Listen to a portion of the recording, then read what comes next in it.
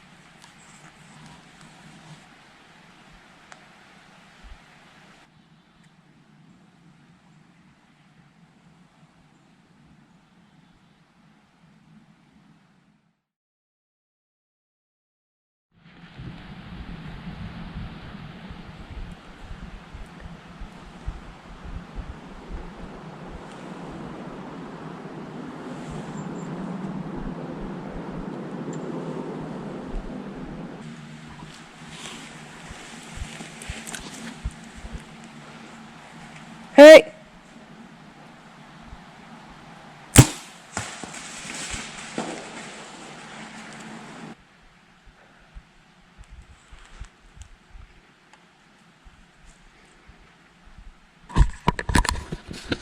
I'm shaking. He's laying right there.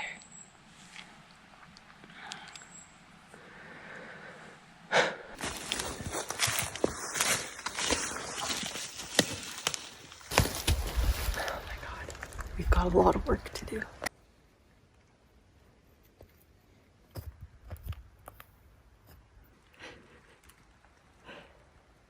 The deed is done. Now it's time to start dragging. Thank you.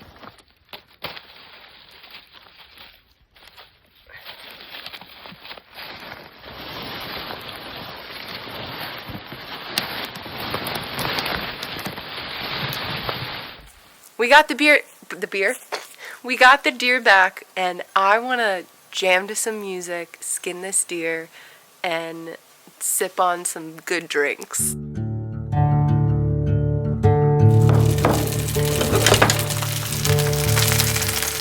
Look at that. Now it's on to the cooking portion of the video. So I have here a backstrap. This is from my buck that you just saw. Now the backstrap is also sometimes referred to as the loin, and it runs down the center back of the animal. The backstrap is one of the best cuts of meat on any animal, but on venison in particular. Venison is very lean, there's not a lot of fat, definitely no marbled fat like you see in farm-raised cows, for example. So if you've never had venison before, but you're offered backstrap, you are eating truly the best cut from the animal. So tonight, I'm making Mongolian beef. So I made a Korean ground beef recipe that turned out so amazing. And this Mongolian beef uses a lot of the same ingredients. It's my first time doing it, so we're gonna do this together. So my piece of backstrap is still relatively frozen. That's intentional because I need to slice this into very thin pieces. And when it's frozen, it holds together a little bit better, and it makes actually slicing the meat easier.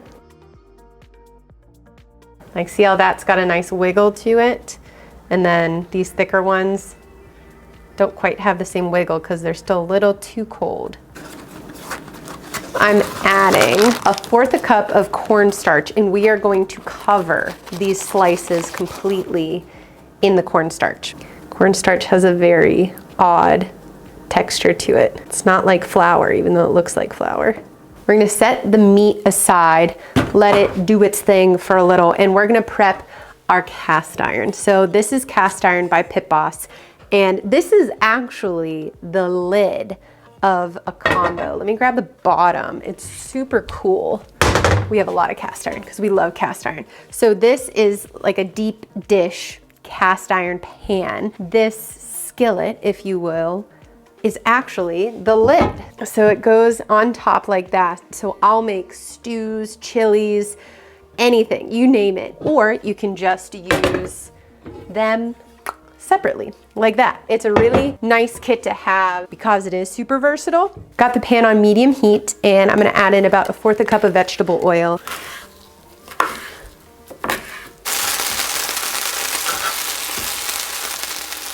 So I'm quickly just searing both sides of the meat, and then I'm throwing them in a pan off to the side. So now this part's gonna move fast. We're gonna add a tablespoon of minced garlic, a teaspoon of ground ginger, let that cook for a second. Then we'll add 1/3 cup of water, 1/3 cup of soy sauce, and 1/2 cup of brown sugar, which will soak up all of these goodies from the meat actually cooking in here. It's gonna be delicious.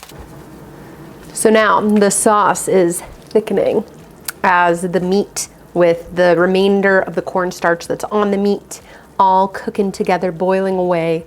The flavors are infusing together.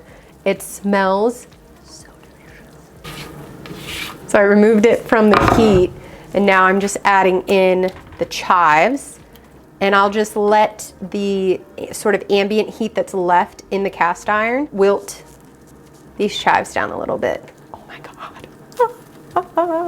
Looks so good. Oh my God.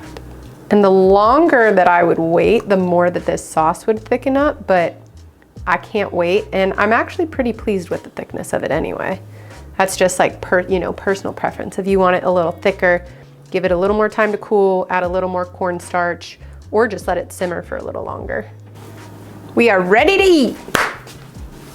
You ready? I almost can't wait for you to start filming because I'm too hungry. First bite of my Mongolian venison recipe served over rice.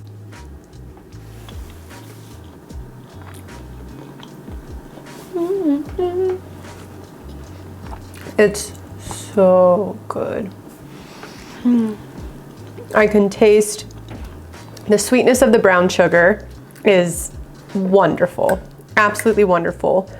You have the saltiness of the soy sauce. Would you consider an onion bright, like the brightness of the chives, the cleanness of the rice? How am I doing describing this? Wow.